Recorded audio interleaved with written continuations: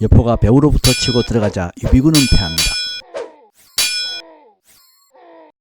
관우와 장비, 유비는 소패성을 버리고 각자 뿔뿔이 흩어져 도망칩니다. 여포는 소패성 안으로 들어가서 미축을 만납니다. 여포는 미축에게 유비와 나는 친구인데 어찌 처자식을 해치겠는가라며 유비의 처자식을 데리고 팽성으로 가서 편히 쉬도록 합니다. 여포는 고순과 장녀에게 소패를 지키게 하고 자신은 연주의 경계로 향합니다. 도망가던 유비에게 송근은 잠시 조조에게 의탁하십시오 라고 조언하여 유비는 허드로 향합니다. 유비는 가는 도중 촌락에 도착하여 사냥꾼 유한의 집에 도착했는데 자신을 예지목이라고 하니 유한은 음식을 구할 수가 없어 자신의 처를 죽여 고기를 대접합니다. 유비는 다음날 부엌에서 유한의 처의 시체를 발견하고는 놀라며 눈물을 흘립니다. 유한은 유비에게 노모가 집에 계셔서 따라가지 못하겠습니다 라고 말합니다. 유비는 도중에 조조를 만나 자초지정을 얘기하니 조조는 유한에게 황금을 하사합니다.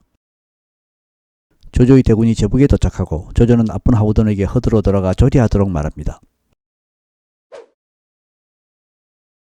조조는 여포가 진궁 장패와 함께 태산의 도적과 연합하여 연주의 각군을 공격하고 있다는 소식을 듣고는 조연에게 3,000명으로 소패성을 공격하게 하고 자신은 유비와 함께 여포와 싸우러 갑니다.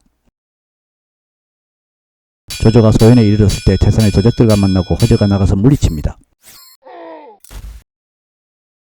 서주로 돌아갔던 여포는 진규에게 서주를 지키게 하고는 진등과 함께 소패를 구하고자 먼저 조조가 있는 소연으로 출발하려고 합니다. 이때 진규는 진등에게 말합니다. 이제 여포가 패할 것이니 여포를 도모하거라.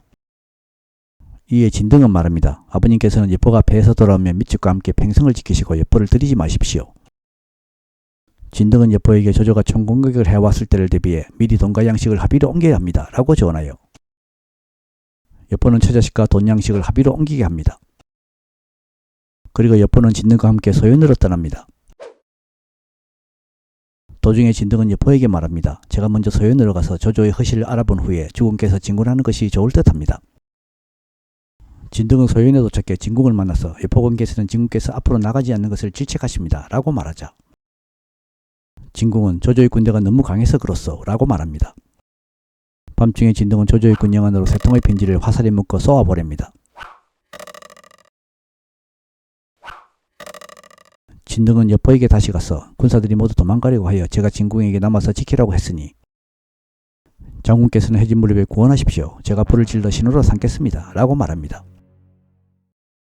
다시 진등은 소연으로 가서 진궁에게 말합니다. 조조의 군사들이 바로 앞까지 도착하여 서주가 염려되니 공은 빨리 팽성으로 돌아가시오. 진궁은 바로 소연을 버리고 달아났고 즉시 진등은 성 위에 올라가 불을 붙입니다. 여포는 어둠을 타고 들이쳤고 진궁의 군사와 어둠 속에서 자기 팬끼리 죽입니다. 조조의 군사는 신호불길을 보고 들이닥치며 공격합니다. 여포는 날이 밝을 때까지 싸우고서야 개책에 빠졌음을 알고 진궁과 함께 팽성으로 돌아갑니다. 그러나 성 위에서 화살이 쏟아졌고 미치기 소리칩니다. 이 성은 유비님의 성이니 빨리 꺼지거라. 진궁은 여포에게 소패를 가지고 보내 소패로 가는 도중에 고순과 장유를 만납니다.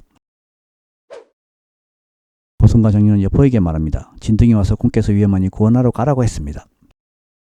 여포가 소패로 가보니 이미 조조의 부장 조인이 전가하고 있었습니다. 소패성 위에서 진등은 여포에게 소리칩니다. 한나라 신하로서 어떻게 너 같은 역적을 섬길 수 있단 말이냐. 갑자기 뒤에서 장비가 달려듭니다. 고순이 대적했지만 이길 수 없자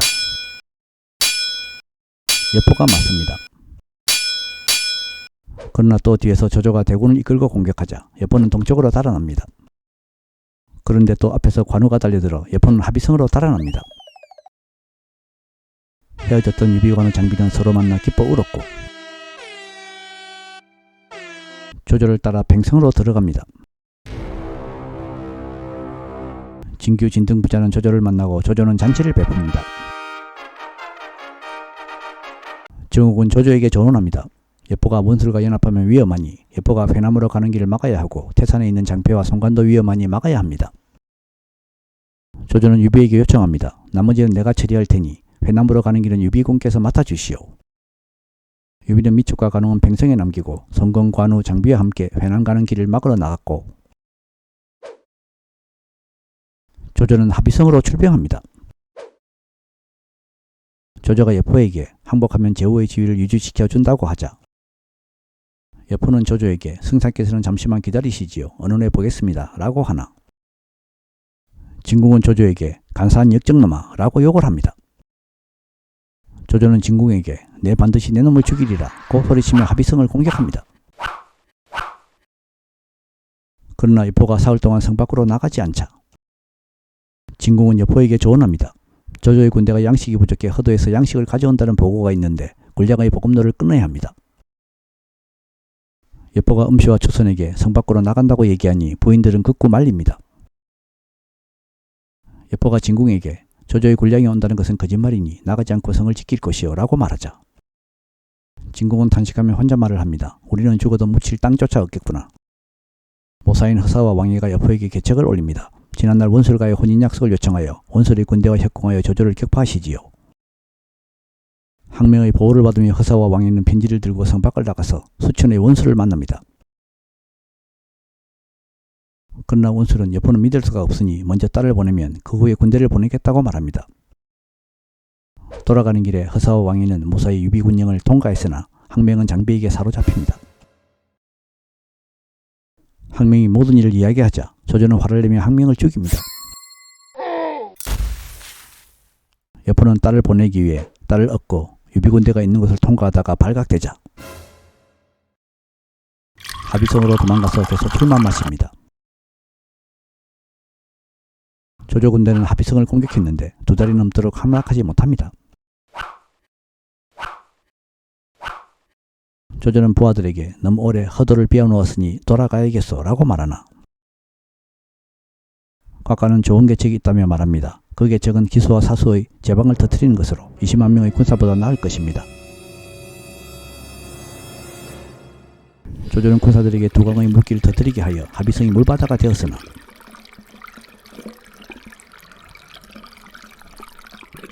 여포는 신경 쓰지 않고 계속 술만 마십니다. 여포는 어느 날 거울에 비춰본 자신의 모습이 너무 상해 술을 끊겠다고 다짐하고는 부하들에게 성 안에서 술을 마시는 자는 목을 베겠다고 말합니다. 후성은 말을 기르고 있었는데 술을 마시고 싶지만 마시지는 못하고 술을 빚어 여포에게 바칩니다. 그러나 여포는 화를 내며 말합니다. 혹시 함께 꿈에서 나를 치려는 것이 아니냐. 그리고 여포는 후성의 목을 배려했으나 송원과 위속의 간청으로 곤장 50대를 때리고 풀어줍니다. 소원과 위석은 후성을 만나 물은 이미 성녀까지 찾고 여포는 인의가 없는 인간이니 여포를 사로잡아 조조에게 바쳐야겠소 라고 말하니 후성은 나는 적토마를 훔치겠소 라고 말합니다. 다음날 후성은 적토마를 훔쳐 조조군령으로 달려 조조에게 소원과 위석이 백기를 흔들어 성 안에서 신호를 줄 것이라고 말합니다.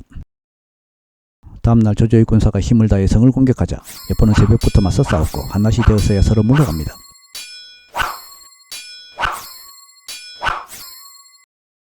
여포는 피곤한지 앉아서 잠이 듭니다. 이때 송원과 위석이 여포의 방천 화극을 훔치고 여포를 밧줄로 꽁꽁 묶습니다. 위석이 여포를 사로잡았다 고 소리치며 성문을 열자 조조의 군사가 들이닥치고 고승과 장려, 진궁은 모두 사로잡힙니다. 조조는 명을 내려 물길을 돌려놓고 방문을 붙여 백성을 안정시킵니다. 진궁은 조조에게 말합니다. 그대의 심보가 바르지 않아 내가 버렸다. 여포는 머리는 나쁘지만 그대같이 교활하고 흉악하고 간사하지는 않다. 내 말을 따르지 않아 이렇게 된 것이 한스럽다. 진궁은 목을 내밀어 참수형을 받습니다. 조조는 진궁의 가족을 허도로 데리고 가서 복양하게 하고 진궁의 시신도 허도로 옮겨 장사를 지내줍니다. 여포가 조조에게 말합니다. 공께서 대장이 되시고 내가 부장이 된다면 천하를 팽정할 것이요. 유비가 말합니다. 공께서는 정원과 동탁의 죽음을 보지 못하셨습니까? 그때 뒤에서 장녀가 끌려오며 소리칩니다. 여포 이놈아, 죽으면 되지 무엇을 두려워하느냐. 조조는 여포를 참수한 후 성 위에 걸어 효소합니다. 장녀가 조조에게 복양성에서 너를 태워 죽이지 못한 것이 애석하다고 말하자 조조는 칼을 들어 장녀를 죽이려고 합니다. 그때 한 사람이 조조를 말립니다. 이것으로 마치겠습니다. 시청 감사합니다. 다음 20회 동영상은 조조 토벌 비밀조서입니다. 조만간 더 좋은 컨텐츠로 찾아뵙겠습니다. 구독, 좋아요, 알람 설정 부탁드립니다.